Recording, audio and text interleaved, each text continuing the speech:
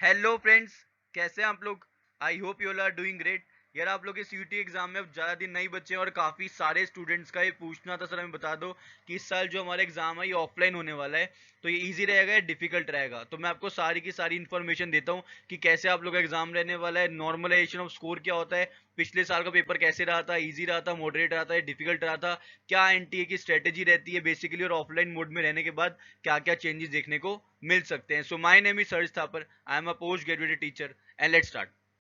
देखो बच्चों, इन्फॉर्मेशन देने से पहले मैं आपको बताना चाहता हूँ कि जितने ज्यादा आप लोग एमसीक्यूज प्रैक्टिस करते हो ना, उतनी ज्यादा आप लोग की एक्यूरेसी और एफिशिएंसी निकल के आती है किसी भी सब्जेक्ट में। चाहे वो अकाउंटेंसी हो, इकोनॉमिक्स हो, बिजनेस स्टडीज हो, जनरल टेस्ट हो, कोई भी सब्जेक्ट आपके पास है, चाहे फिजिकल एजुकेशन है, ज्योग्राफी है, आपके पास जो भी सब्जेक्ट है, केमिस्ट्री है, फिजिक्स है, बायो है, उसके लिए आपको क्या करना है, आपको ज्यादा से ज्यादा मल्टीपल चॉइस क्वेश्चन को सॉल्व करना है। तो काफी सारे स्टूडेंट मेरे से पूछे, सर मैं बता दो कि कौन सी बुक बेस्ट रहने वाली है। तो बच्चों, ऑसवाल गुरुकुल की एक क्वेश्चन बैंक रहता है, इसके अंदर आपको सारे तरह के क्वेश्चंस मिल जाते हैं। इसका लिंक मैं आपको नीचे डिस्क्रिप्शन में दे रहा हूँ, आप लोग जाके इसको ले सकते हो। इसके साथ साथ बच्चों, आपको oswald.io पे विजिट करना है, जहाँ पे आपको कंप्यूटर बेस्ड प्लेटफॉर्म मिलता है, जिसके अंदर आपके अनलिमिटेड टेस्ट होते हैं, प्रीवियस ईयर पेपर मिलेगा, आपको डोमेन स्पेसिफिक सब्जेक्ट्स मिल जाएंगे, जनरल टेस्ट क्वेश्चंस हो गए, इंग्लिश टेस्ट हो गया, इंस्टेंट इवेल्यूशन होता है, इसके अंदर आपको इंस्टेंट आपका रिजल्ट मिल जाता है कि आपने कितने क्वेश्चंस करेक्ट करे, कितने क्वेश्चंस आपने इनकरेक्ट करे हैं, कितना आपका स्कोर है, कौन सा आपका वीक एरिया है, कौन सा आपका स्ट्रॉन्ग एरिया, हर एक चीज आपको इसमें मिल जाती है oswald.io पे जाके। ठीक है, अब आते हैं बच्चों इन्फॉर्मेशन की तरफ कि एनटीए ने इस साल क्या किया है। बेसिकली एनटीए यानी कि नेशनल टेस्टिंग एजेंसी जो होती है, वो सीयूटी को कंप्यूटर बेस्ड एग्जामिनेशन में कंडक्ट कराती आ रही थी।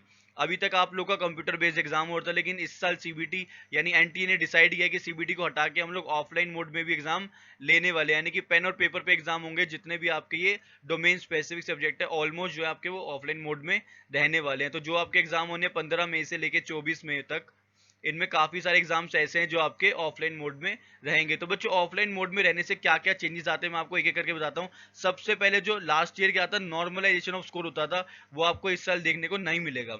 नॉर्मलाइजेशन ऑफ स्कोर क्या होता है कि जब बहुत ज्यादा स्लॉट्स होते हैं, लाइक इकोनॉमिक्स का एग्जाम है, अगर इकोनॉमिक्स का एग्जाम 2 या 3 या उससे ज्यादा स्लॉट्स में होता है, तो नॉर्मलाइजेशन कर दिया जाता है। मान लो 3 स्लॉट है, स्लॉट 1, स्लॉट 2, स्लॉट 3, 3 स्लॉट में इकोनॉमिक्स का एग्जाम हुआ है, तो सबसे ज्यादा जो इजी होता है उसके अकॉर्डिंगली बाकियों को भी नॉर्मलाइज करा जाता है। मान लो एक पेपर आया इजी, एक पेपर आया मॉडरेट, एक पेपर आया डिफिकल्ट, तो डिफिकल्ट में जिसने एक क्वेश्चन भी अटेम्प्ट किया, तो उसको ज्यादा मार्क्स देने के लिए ट्राई किया जाता है, उसकी परसेंटाइल को बढ़ाया जाता है, ना कि परसेंटेज को। ठीक है, परसेंटाइल को इंप्रूव कर दिया जाता है, और परसेंटाइल बेस्ड ही आपको आजकल कॉलेज में एडमिशन मिलते हैं। तो ऑफलाइन मोड में होने से क्या हो रहा है कि अब कोई नॉर्मलाइजेशन ऑफ स्कोर नहीं होगा, एक ही पेपर होगा, एक ही स्लॉट है, सबका सेम पेपर आने वाला है, तो कोई भी नॉर्मलाइजेशन ऑफ स्कोर नहीं होगा। तो ये काफी ज्यादा बेनिफिशियल रहता है, क्योंकि कई बच्चे बोलते हैं कि हमारा सेट डिफिकल्ट था, कई बच्चे बोलते हैं हमारा सेट डिफिकल्ट था, तो इसको डिसाइड करना कि किसका सेट डिफिकल्ट था वो बहुत ज्यादा मुश्किल हो जाता है एनटीए के लिए। इसलिए इस साल ऐसा कुछ भी नहीं होने वाला है, एक ही स्लॉट में सारे एग्जाम एक सब्जेक्ट का हो जाएगा सारे बच्चों का।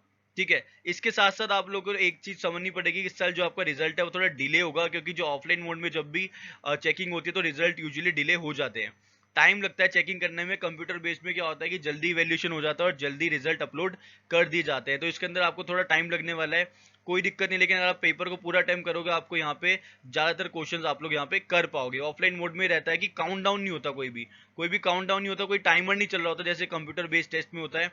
आपके पास कोई ऐसा नहीं चल रहा होगा कि रिवर्स में टाइम चल रहा होगा, आप लोग अपने अकॉर्डिंगली टाइम बेस्ड पेपर करना है। ऐसा नहीं है कि टाइम बेस्ड पेपर नहीं है, टाइम बेस्ड है, लेकिन आपके सर पे एक घड़ी नहीं रहेगी जो टिक टिक करके चलती रहेगी, जो कंप्यूटर बेस्ड में यूजुअली रहता है। आप लोग को बेसिकली क्या करना है, क्वेश्चन पेपर मिलेगा और एक आंसर शीट मिलेगी, ओएमआर शीट, उस पर आपको अपने आंसर अटेम्प्ट कर देने हैं। इसके साथ साथ याद रखो बच्चों, इन क्वेश्चंस के साथ आप काफी ज्यादा फेमिलियर रहते हो, आप लोगों ने क्लास 12th में पढ़ा है, और जो जनरल टेस्ट है आपने यूजुअली वो सब चीजें कर रखी होती, तो आप काफी ज्यादा फेमिलियर हो सीयूटी जैसे एग्जाम्स को लेके। और ऑफलाइन होने में ये बेनिफिट हो गया कि आपको कंप्यूटर बेस्ड भी नहीं है, तो आप काफी ज्यादा फेमिलियरिटी शो कर पाओगे अपने एग्जाम के अंदर, तो काफी ईजी रहता है एग्जाम को सॉल्व करना। ठीक है, आप लोग अपनी प्रैक्टिस अच्छे से करो, कॉन्फिडेंट दिखाओ, आपका एग्जाम डेफिनेटली अच्छा होगा। जितना ज्यादा कॉन्फिडेंस दिखाओगे उतना अच्छा आप लोग एग्जाम रहने वाला है। इसके अलावा कोई भी नहीं दिक्कत निकल के आ रही, तो आप लोग मेरे से कमेंट करके पूछ सकते हो। तब तक के लिए all the very very best. Channel को सब्सक्राइब करना मत भूलिएगा, और साथ में लगे बेल आइकन को प्रेस कर देना, ताकि लेटेस्ट वीडियोस और अपडेट्स आप लोगों से पहले मिलती रहे। Thank you.